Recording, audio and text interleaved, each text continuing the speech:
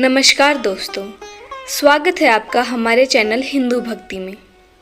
दोस्तों, आज मैं आपको लक्ष्मी और कुलक्ष्मी दो बहनों की एक सुंदर कहानी सुनाने वाली हूँ। अगर आपको यह कहानी पसंद आई तो कमेंट बॉक्स में ओम नमः शिवाय लिखना मत भूलिएगा। इससे पहले अगर आप हमारे चैनल पर नए हैं तो हमारे चैनल को सब्सक्राइब कीजिए और बेल आइकन को दबाइए ताकि सभी वीडियो की नोटिफिकेशंस आप तक पहुंच जाएं। तो चलिए सुनते हैं लक्ष्मी और कुलक्ष्मी दो बहनों की कहानी। बहुत समय पहले की बात है। किसी राज्य में एक राजा रानी रहते थे। राजा खुशी खुशी अपना राज्य संभालते थे। वे अपनी रानी से बहुत प्रेम करते थे और रानी भी उनका बहुत सम्मान करती थी। अगर राजा रानी को एक पल के लिए नहीं देखते थे तो वे बेचैन हो जाते थे। अगर रानी कुछ देर के लिए भी काम से कहीं चली जाती तो उन्हें बहुत घबराहट होने लगती थी। राजा अपनी रानी से इतना प्रेम करते थे।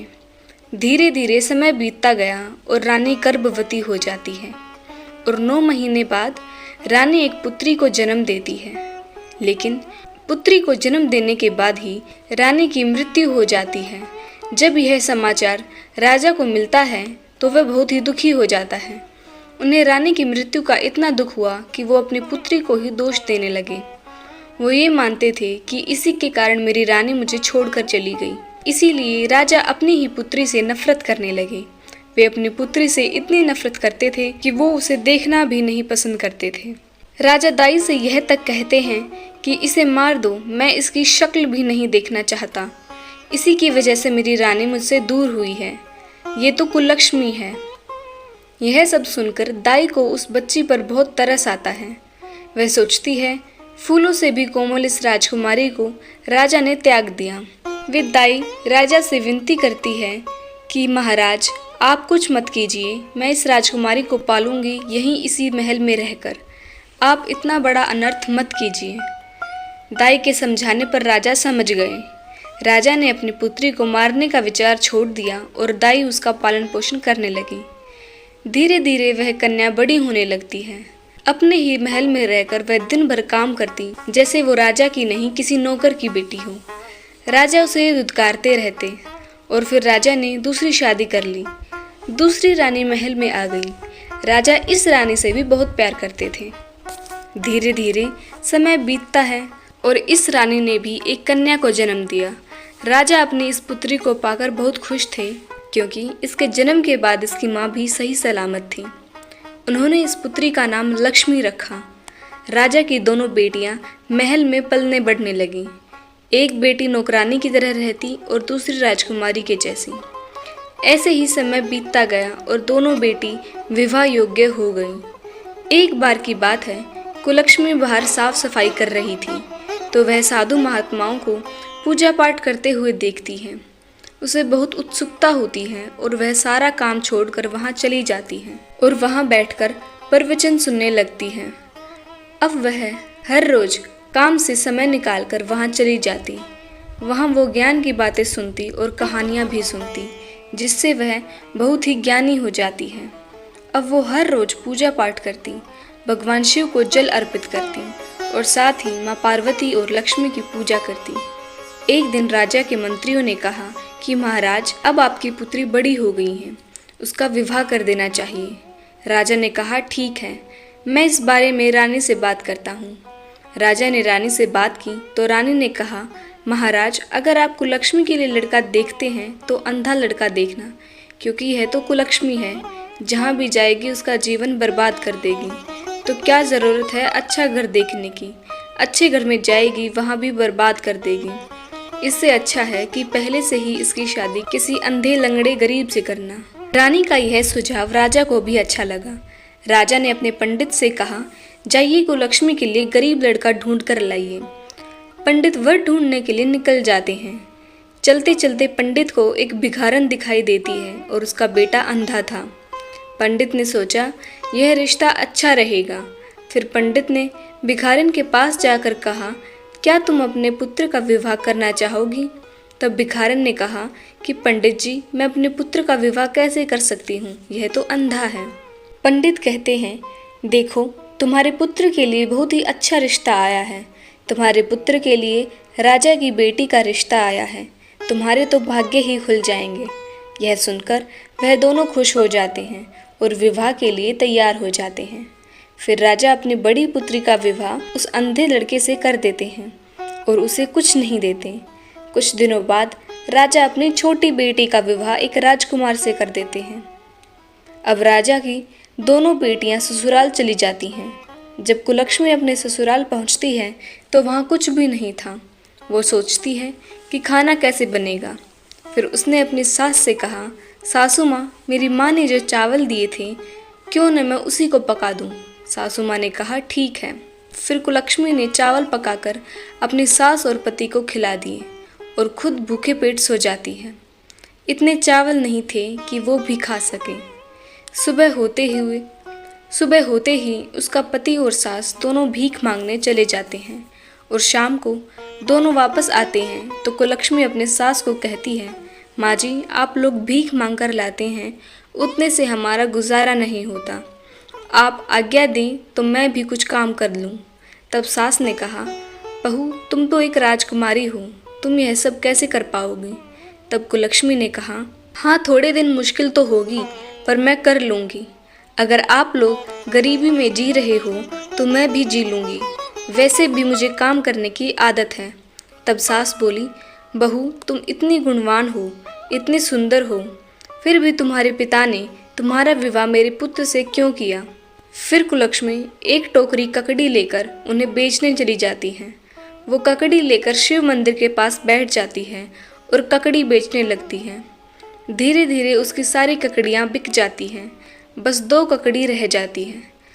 वो उन्हें भी बेचना चाहती है। तब भगवान शिव और माता पार्वती उसकी परीक्षा लेने की सोचते हैं। वे दोनों भेष बदलकर कुलक्ष्मी के पास जाते हैं। माँ पार्वती ने कहा, प्रभु, ये कितने सुंदर हैं, मेरा तो ककड़ी खाने की इच्छा हो रही है, क्या हम ये ककड़ी ले सकते हैं। तब भगवान शिव ने मना कर दिया कि अगर हमने ककड़ी ली तो बदले में कुछ देना भी पड़ेगा।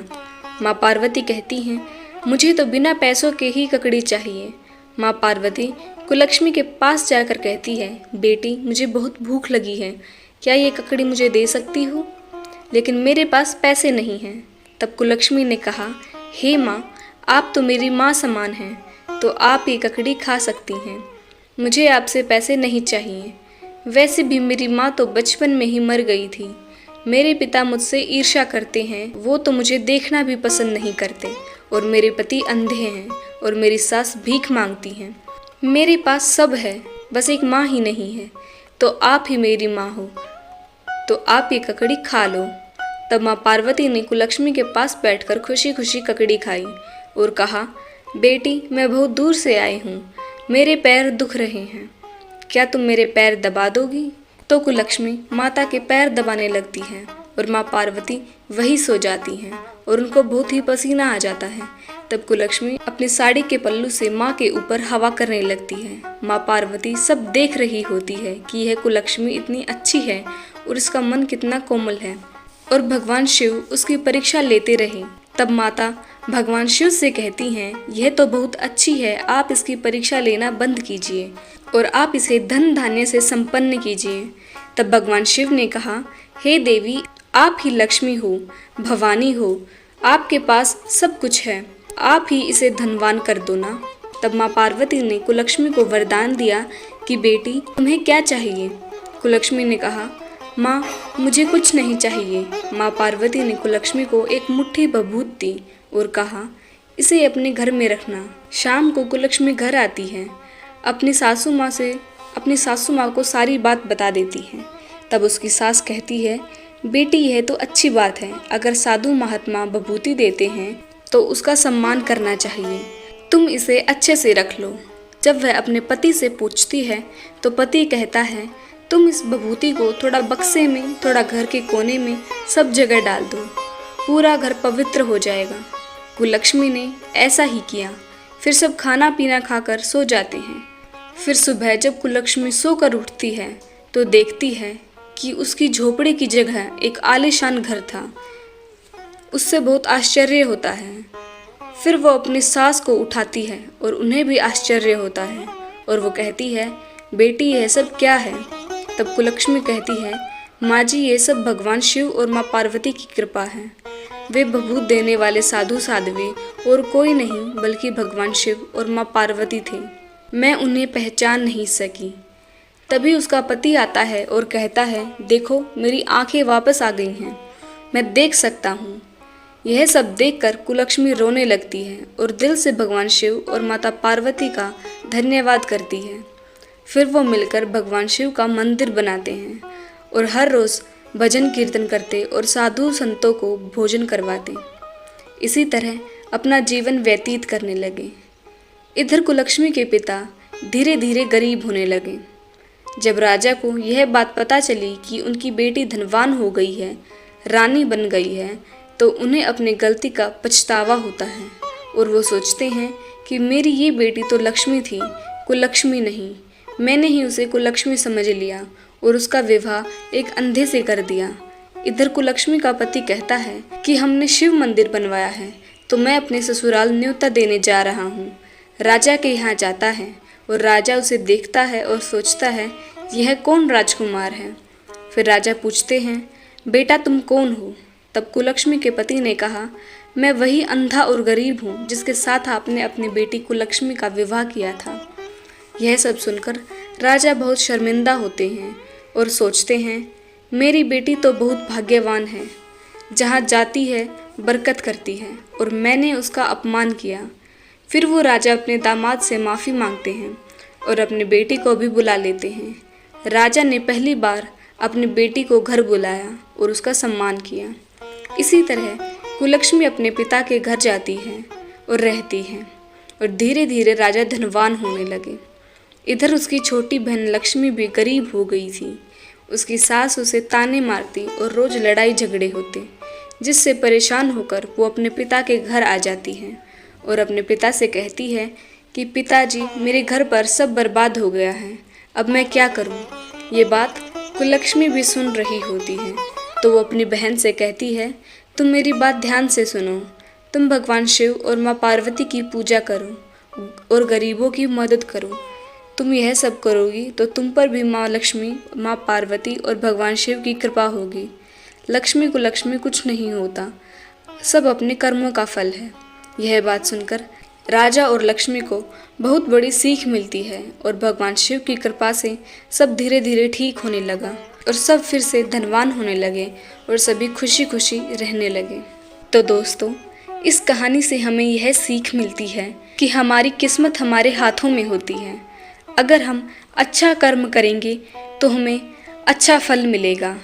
कुलक्ष्मी और लक्ष्मी जैसी कोई चीज़ नहीं होती। भगवान भी उसी का साथ देते हैं जो उनकी पूजा पाठ करता है और अपना कर्म करता है। इसीलिए हमें कुलक्ष्मी और लक्ष्मी जैसी विचारधारा नहीं रखनी चाहिए और हमेशा पूजा पाठ, दान पुण्य और कर्म करते रहना चाहिए। यह थी लक्ष्मी और कुलक्ष्मी की प्रेरणादायक कहानी। अगर आपको यह कहानी पसंद आई तो कमेंट सेक्शन में ओम नमः शिवाय, हर हर महादेव, जय माता लक्ष्मी ज़रूर लिखिएगा। और अगर आप इस चैनल पर नए हैं तो ऐसी ही रोचक प्रेरणादायी कहानी सुनने के लिए हमारे चैनल को सब्सक्राइब करें और बेल आइकन दबाएं ताकि हर वीडियो की नोटिफिकेशन आप तक पहुंच सके। इस वीडियो को लाइक करें और अपने दोस्तों, परिवारों और रिश्तेदारों के साथ शेयर करें ताकि सबके पास यह कहानी पहुंच सके। आपका दिन शुभ हो। धन्यवाद।